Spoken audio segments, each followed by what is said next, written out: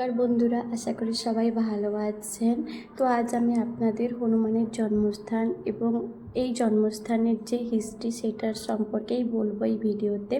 তো পুরো ভিডিওটি দেখার অনুরোধ রইল। তো এই রাস্তা দিয়েই আমাদের যেতে হবে। রাস্তাটা খুবই খারাপ। তো রাস্তার উপর থেকে দেখুন নিচটা কত সুন্দর দেখতে লাগছে।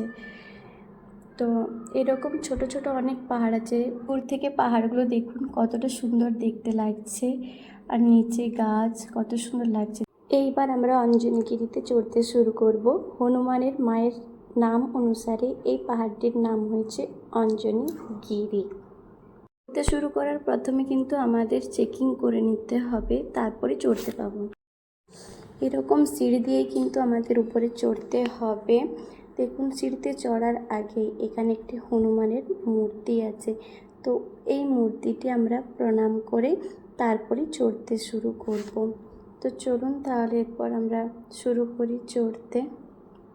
সিঁড়িগুলো কত ঢালু এবং কত কষ্ট হচ্ছে চড়তে, কিন্তু কষ্ট তো করতেই হবে।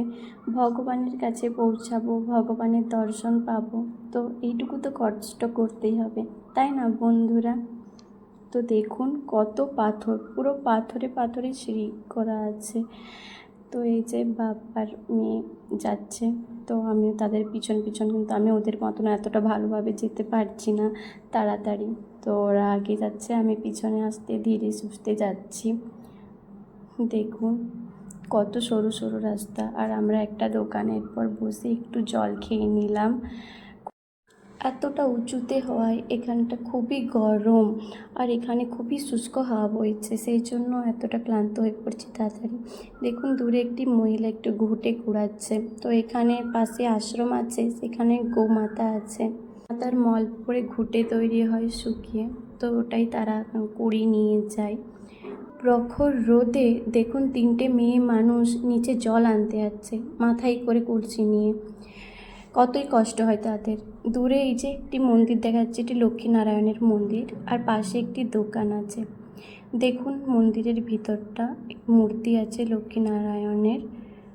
তো এই যে দেখুন মন্দিরটার ভিতরটা, আর এই যে পুকুরটি দেখছেন, এটিই কিন্তু হনুমানের পায়ের ছাপে তৈরি পুকুর। এখানেই নাকি হনুমান পা ফেলেছিল যখন সূর্যকে আম ভেবে খেতে গিয়েছিল, যে গল্পটি আমরা জানি।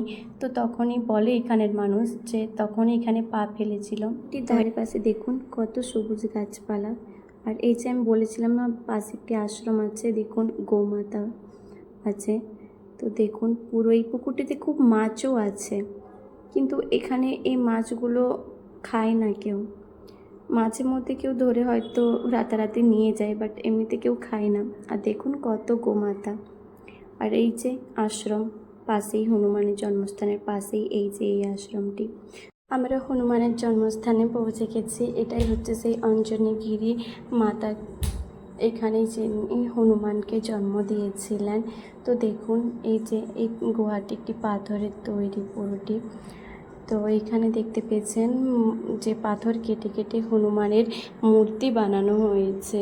দেখুন পাথরগুলি কীরকমভাবে কেটে কেটে হনুমানের মূর্তি বানিয়েছে কীরকমভাবে। দেখুন এই যে ভিতরটি দেখুন, একটি ছোট্ট দরজার মতন রয়েছে। তো এটি হচ্ছে আসল মন্দির, যেখানে অঞ্জনী মাতা হনুমানকে জন্ম দিয়েছিলেন। তো এই দেখুন, দেখুন কত মধুমাছি ঘুরছে। তো এই যে মূর্তিটি দেখুন, এখানে এই মূর্তিটি আসল মূর্তি, আর এখানে প্রদীপটি সারাক্ষণই জ্বলে। আর এই যে জলটি আছে এখানে, জলের যে পাত্রটি, এটি হনুমানের পায়ের আকৃতিতে। তো এই মূর্তিটি কিন্তু আসল মূর্তি হনুমানের। তো দেখুন বন্ধুরা, আর সবাই প্রণাম করুন দূর থেকেই।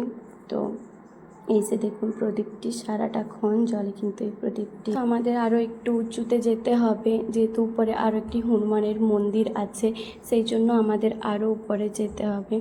দেখুন এই যে এই সিঁড়ি দিয়েই আমাদেরকে যেতে হবে। আর দেখুন উপর থেকে নিচটা কত সুন্দর লাগছে। আর এই যে গাছপাতাগুলো দেখছেন, এখানে এই পুকুরটি হওয়ার কারণে এই চারিদিকে এত গাছপাতা সবুজ পুরো দেখুন। আর এই যে এই সিঁড়ি, তো এই সিঁড়ি দিয়েই যেতে হবে, আর খুবই হাওয়া বইছে এখানে।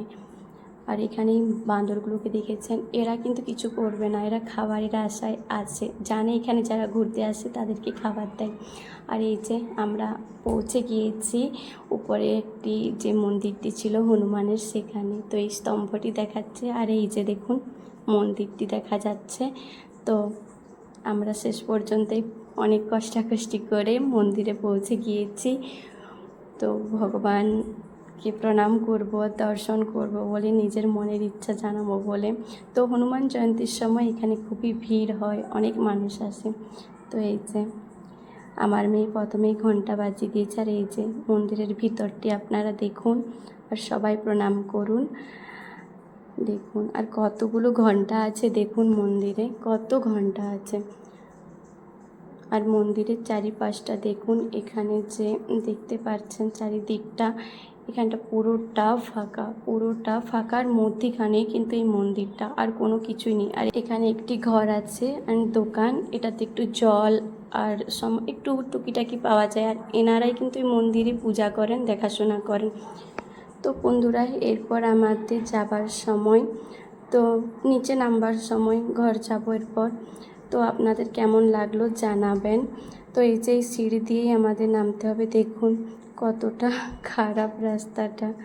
তো আমাদের আর যাত্রার সঙ্গী ছিল এই দুজন, এরা আমাদের সাথে প্রথম থেকে পুরো শেষ পর্যন্ত আমাদের সাথেই ছিল, আমাদের পথপ্রদর্শক হিসেবে।